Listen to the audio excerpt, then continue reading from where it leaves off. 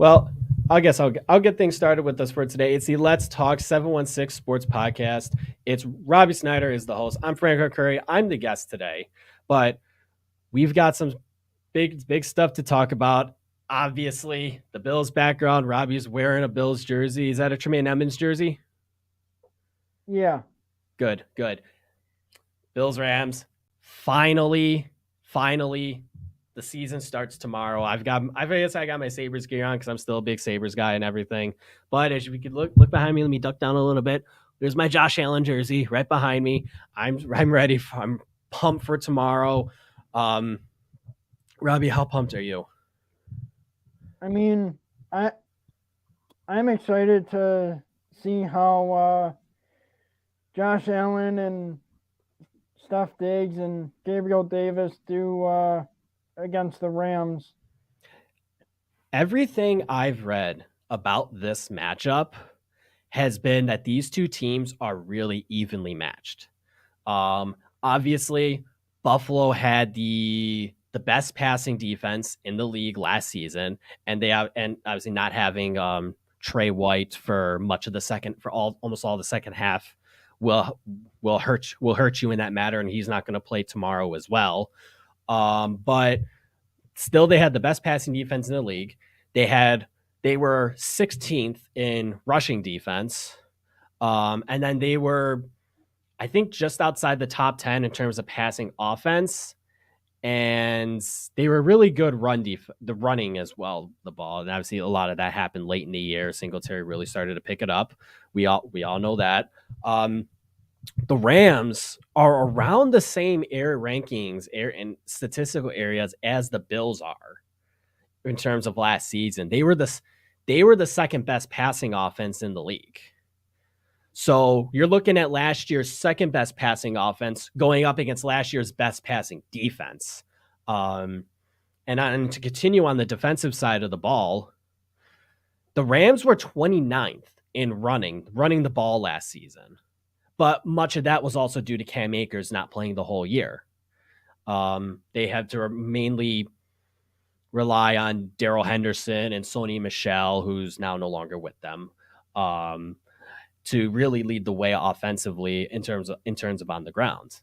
So that really did hurt their run game. So that's kind of where the biggest concern is for me going into this game is does Cam Akers now healthy and going to play and hopefully plays a full season? How much does that do to the run defense? Because if the Bills' run defense is anything similar than last season, the Rams are gonna run the ball all over you because Cam Akers is a really good running back. I think he's due for a big year. I don't know what your thoughts are, Robbie. I like to hear that, but that's probably my biggest worry going into the game is does the run defense improve? I mean, I hope that like Leslie Frazier and like our defensive line could figure out to cover the holes.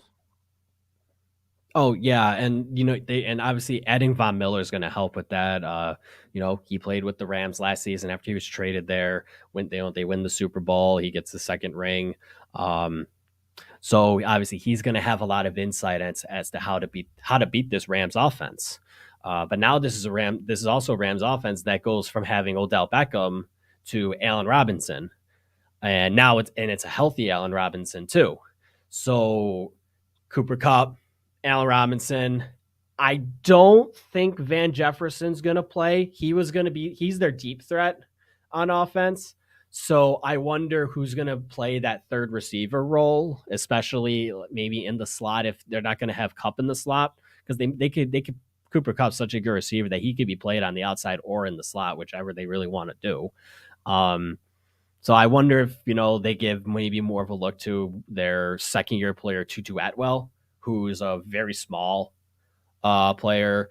I'm not 100% sure how that's gonna impact everything, because I like Van Jefferson as a receiver. I'm big into fantasy football, so I like to look at opposing rosters and with their players in like a fantasy sense, really. So I like Van Jefferson. I think third receiver and a high passing offense. I like him a lot. I think and he's really good. But him not playing is really can be huge for the Rams if they don't really have a third reliable option. And then obviously Tyler Higbee as well. Um, he's their starting tight end. So I don't know about that, but if the Bills can't stop Cam Akers, I don't think they're winning this game at all. I think they can stop Matt Stafford. I think they're good enough to contain Robinson and Cooper Kupp, um, especially when you have going to have Hyde and Poyer both back and healthy playing. But the running game is where I'm going to be interested in looking at the most. And then obviously I haven't even mentioned Greg Rousseau and Boogie Basham, both in year 2. How much improvements are there going to be from them going in? That's going to be big. If you see the Von Miller effect really go into play right away tomorrow night, and you're going to see immediate improvements out of Greg Rousseau just from that alone. Um, this really does pique my interest, and it's gonna be, but it can also be a concern for me all year, especially if they're not taking a next step. It's kind of where I'm at right now. Um, so I don't like to kind of say it, but I'm gonna say it anyway. I will be fine if the Bills lose a close game tomorrow. Just as long as they don't get embarrassed and blown out. If they lose like by 3 points or at least by a one score game, like I think they will be fine. Because we have to also remember the Rams are the defending champions for a reason. They are. They're a really good team. They're probably going to win the NFC West again this year, and that's still a really good division. It's a really hard division because I do like the 49ers a lot this year too, as well. Um, I just I just wonder everything on defense. We haven't even talked about the offense because I just feel like there's really not much to talk about. What do you think? Yeah, I think like the Von Miller signing was a good signing for the Bills this offseason. Yeah, definitely was. I'm. What do you briefly think about Gabe Davis then tomorrow night? He's been getting a lot of hype as being the second receiver in this offense. We know what Stephon Diggs is going to be all about. We know uh, Dawson Knox, who just got a contract extension today as well. So really, really happy for him to get an extension and be able to stay here for the next few years. Um, so we know how reliable those two guys are. I love to see if Knox can continue what was a really strong season last year. But now Gabe Davis is going into a role that he hadn't even been in before in his first 2 years here in Buffalo. He's going from essentially the fourth receiver on the depth chart to the second in one offseason. So this is a massive leap that he's taking, and I really wonder if he's capable of taking that next step. Yeah, I'm hoping that Gabe Davis is able to take the next step and be um that wide receiver too. Yeah, and this is a Bills team that needs it. Realistically, they need that. Having John Brown for a couple of years, and then Cole Beasley really took a lot of targets away from Davis, but then when Davis gets those targets, he's made the most of them. We saw it last year in the Kansas City game, 4 touchdowns, over 200 yards receiving. But you've seen moments throughout his first 2 years where the Bills go on a drive and Diggs is being covered, so they can't throw to him, and he chucks one up to Davis, and Davis comes down with the ball. First the first 2 catches I can think of were in the Indy game and the wild card in 2020, the 2020 season, the pandemic year. Bills drive down. We're getting close to halftime, and Bills are deep in their own end, and 2 passes to Gabe Davis, and next all of a sudden they're in field goal range, and he's making tiptoe catches right along the sidelines and really showing his ability.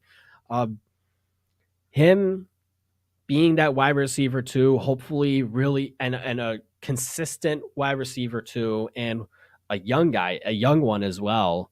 I wonder how much that's gonna elevate the offense. And if he becomes a guy that cornerbacks and safeties have to keep an eye on, that's going to open up everything for more one-on-one matchups with Stephon Diggs. And that's going to open up more one-on-one matchups with Isaiah McKenzie, who I think is the wide receiver three in this offense. And if he is that wide receiver three, man, him in a one-on-one, he's going to beat a lot of guys and he's going to have a big, big year. I'm very interested in seeing what happens with how much of a step forward Davis takes. Because if, like I say, Davis takes that step forward, that's going to open up everything else for everybody in this offense. Having two dynamic receivers really does that. Really does do wonders for your offense. It already does wonders to have one dynamic receiver in Stephon Diggs. Having two, now you almost feel unstoppable at that point. That's how the Rams feel when they got Allen Robinson paired with Cooper Kupp now. That's how the Bengals feel with Jamar Chase and T. Higgins. That's how I'm guessing that's how the Broncos feel like with adding Russell Wilson, having Cortland Sutton and Jerry Jeudy. Even Dallas the last couple of years with Amari Cooper and CeeDee Lamb. Having two receivers does wonders. The Eagles. I always got to remember the Eagles too. AJ Brown and Devonta Smith. I mean, it really does wonders when you have multiple great receiving options. So Gabe Davis, if he has that big year, this offense could be the best offense in the league, and it won't even be close.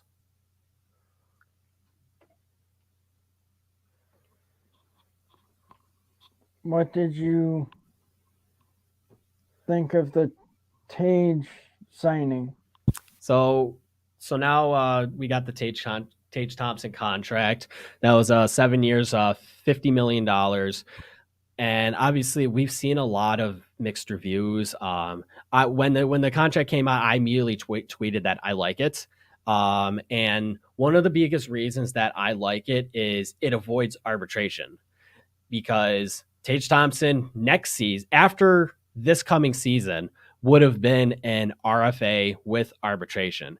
And he would be, I'm going to take a quick look, but I believe he was going to be in his mid-20s by then. He's 24 right now. He turns 25 in late October. So, yeah, he would have been 25 by next summer, which means he would have been one more year. He's one more year to go into UFA. So if he didn't get a contract extension now from the Sabres, I think there was a good possibility that, especially if he has another big year like he did last season, he would have went to Kevin Adams and Karmanos and everyone in that front office and said, "You guys haven't signed me to a long-term extension. I've had two monster seasons since you guys moved me to center, and now you either have to pay me essentially a Jack Eichel contract, which is 8 years, $10 million a year, or a 1-year deal, and I'm a UFA and I'm walking in the summer of 2024." So I wonder if that was the worry, or that was what the Sabres were told by Thompson's camp, that he'll take a 7-year extension now, and let's work out the money, let's work out everything else. But if we don't get an extension done now, you're either betting that he has a regression and he might take a lower deal, or you're really gambling that you can sign him to this kind of contract under 2 monster seasons and not just one. Because I really think that this contract, it's a lot better than I think people think. I think people are looking at the $7 million a year. He's getting paid like a first line center. I don't think that's the case. I think he's being paid like a second line center who's just playing first line for the team he's on. The cap will be going up in like 3 years, 2-3 years, and it's going to go up by a lot. But even but before the pandemic and the cap was continuing to rise, you're seeing players get bigger and bigger contracts. Jack Eichel got 10 million a year. Connor McDavid got 12 and a half. Matthews got over 11. Marner got over 11. Barkov got 10. Huberdeau just got 10 and a half. Look at Kachuk's contract, Matthew Kachuk and Brady Kachuk's contracts. Tim Stützle just signed an extension today over $8 million, coming right off, going when he goes right off of his ELC. So the Sabres getting Tage Thompson after a bridge contract at really just over $7 million a year for 7 years. I think it's a really good deal, and it's a good gamble for the team to make. Now it's just a matter of it paying off. It may pay off, it might not. You don't know. But you got to take this chance, and you got to get players to stay. That's the one biggest thing that the Buffalo market has been struggling with over the last few years, besides the fact that the team has stunk for so long, is that when a player gets close to being able to choose his own destination or just not be under contract, they ask for a trade or they just walk. Look at Sam Reinhart. Look what the Sabres did to Sam Reinhart all these years. 2-year contract extension, another a 1-year deal, another 1-year deal, another 1-year deal. Well, at some point now Reinhart's thinking, all right, I'm 25 now. I'm a UFA next year. You either sign me to an 8-year deal now and give me what I want, or you sign me to a 1-year deal. I'll take a little less, but I'm walking. I think you gotta look at that possibility as well. So the Sabres signing Tage to a 7-year deal and giving him all this money, I'm okay with it. I'm fine with it. Now I want to see.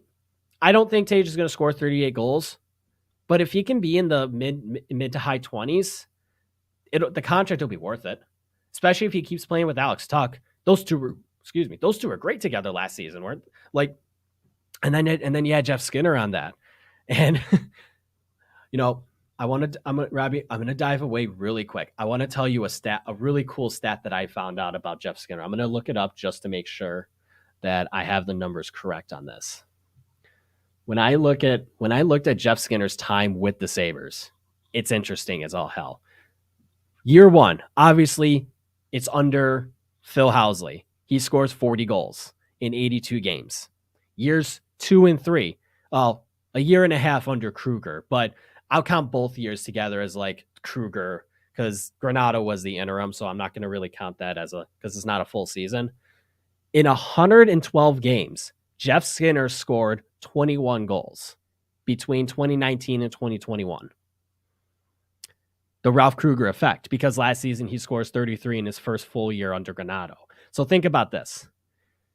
If you take away the Ralph Kruger numbers, Jeff Skinner has played 162 games and has scored 73 goals.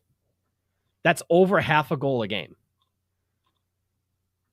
It's insane. Well, no, 162, no, it's just under half a goal a game. Sorry. It's averaging about 37 goals a season. And that's only 2 seasons to work with, but that's a lot of games to understand. 112 games, not under Housley and Granato, and he scores 21 goals. And 162 games, not under Ralph Kruger, and he scores 73. What do you think went wrong with Skinner? I think we all can agree. We all can agree with that how much Ralph Kruger ruined this organization. But I think, now, if Jeff Skinner continues this kind of pace and he's a 30-goal scorer again next season, I think we're all feeling pretty good about that contract again. Even though we weren't, a year ago, we were thinking it's the worst contract in the league. I don't think it was the case.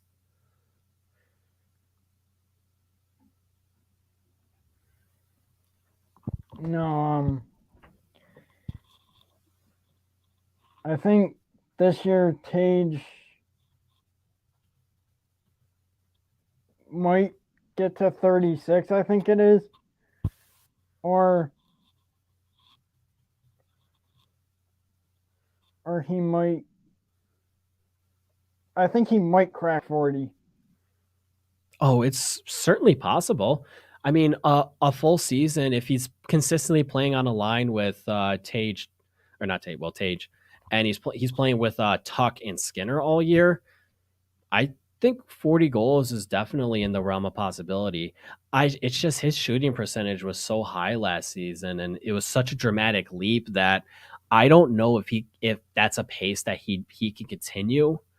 But I still think he's going to have a really good year. I still think at the very least, like if he goes from 38 goals to 30 goals, I don't really think that's much of a regression, really.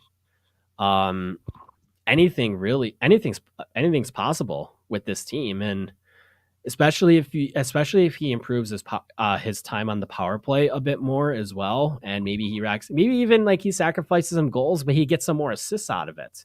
I mean, he had 30 last season. If he takes that number and makes it 40, and maybe sacrifices a few goals, like I think they're sitting pretty right there. And then you've got a middle six that realistically should be consisting of Peyton Krebs, Dylan Cousins, Casey Middlestat, Jack Quinn, Victor Olofsson, JJ Paterka probably, or Rasmus Asplund. Like that's a that's a middle six that it's young. You want it to, it's going to improve. You've got high end talent there, and then you've got the guys that they just drafted in Savoy, Oslin, Kulich on the way in a year or two. Um, they're setting, the Sabres finally are setting themselves up to be a true contender. Especially if these guys pan out. But having all these young options and Tage really kind of being the leader in a way in that young core, because he's, like I said, he's turning 25 in October, so he's still technically a part of that young core. Him being a leader in that, I think could really go a long way with this team. Um, have you checked the fan message board? I have not. No. Let me. I could probably check it out really quick. Uh, what have you seen from it, though? Um, well, Ranting Ron is private messaging me, telling me that there's some messages there or something. I Mm, can't see it on my side. okay. I'm not seeing anything right now.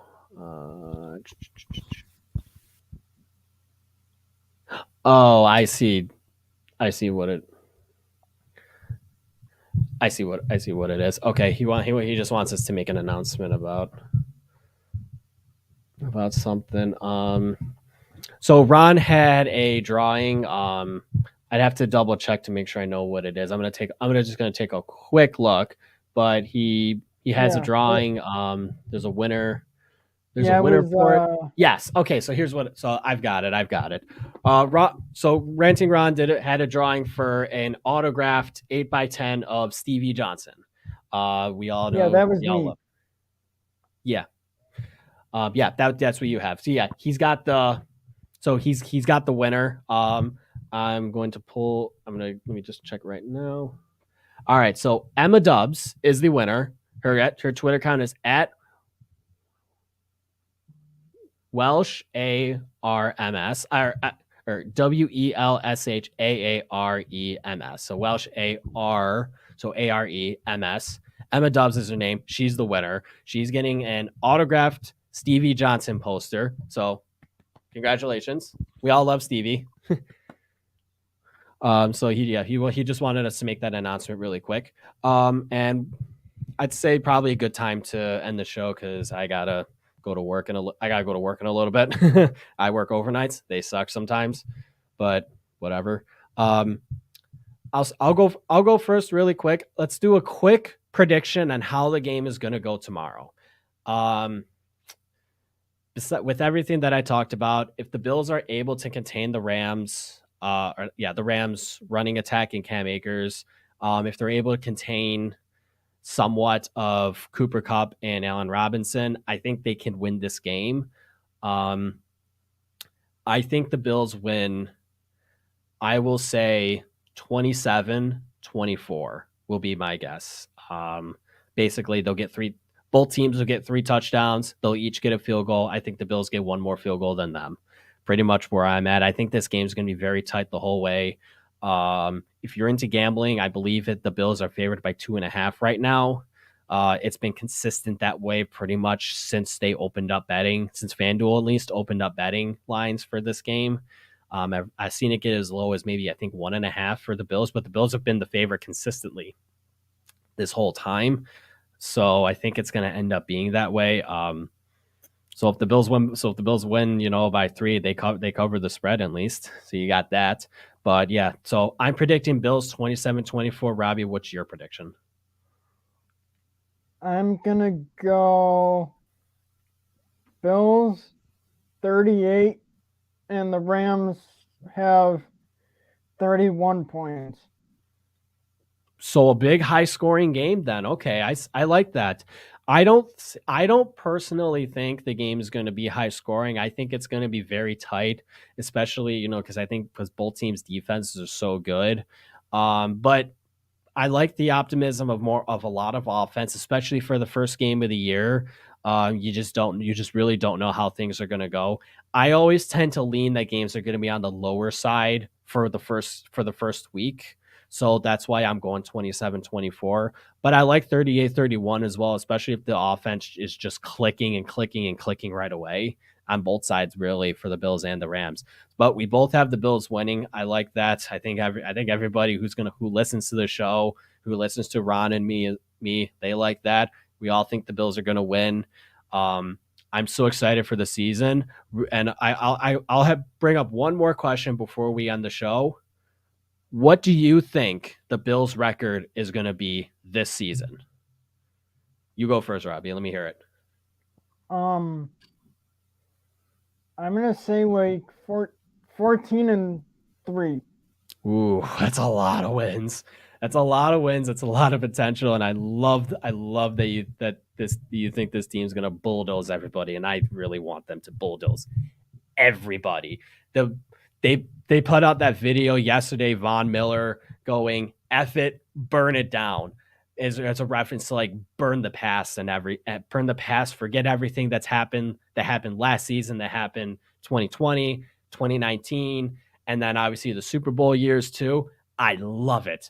Burn everything, leave nothing unchecked. Leave a path of fire behind you as the Bills march to the Super Bowl this season. That's what I want to see. I want to see them be ruthless. I want to see them be relentless. I want to see them destroy everything in their path.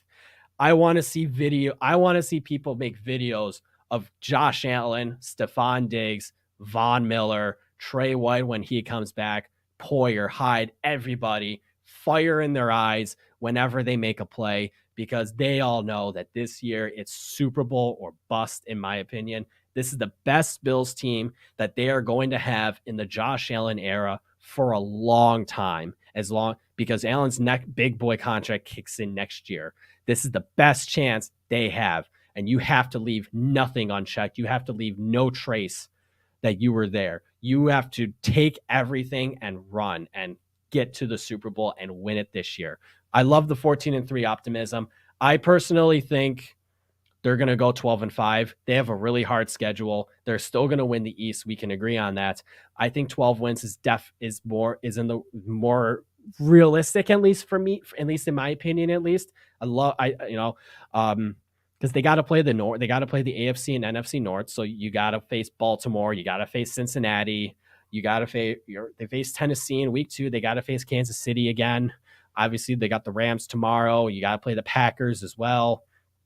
They face a lot of tough teams, but they could easily win 14 games. They could win 15 games for all we know. They could win 16 games for all we know. They're that good. They're that good. We'll end the show on that. Robbie, thank you for inviting me on. This was all your idea. This is all you. This is your thing. This is the Let's Talk 716 Sports podcast. I'm Frank Arcury. My Twitter account is at Frank Arcury. You see it in my name right there. Just take away the space, put the @ sign. You'll find my Twitter account pretty easily. My profile picture is literally just Kevin Adams with sunglasses on, you know, just looking real sly, looking really good. Your Twitter account's right there at Let's Talk 716. Thank you for inviting me on. Thank you for putting this. Really, this is all your idea, Robby. You put this together at the last minute. So then I had a really good time. We'll definitely be doing this again as the season gets along. Yeah, that definitely we should, because I think this show went well. Yeah, definitely really good. Definitely really good time. I really enjoy it. So I'm Frank Arcury. That's Robby Snyder. We'll see you later.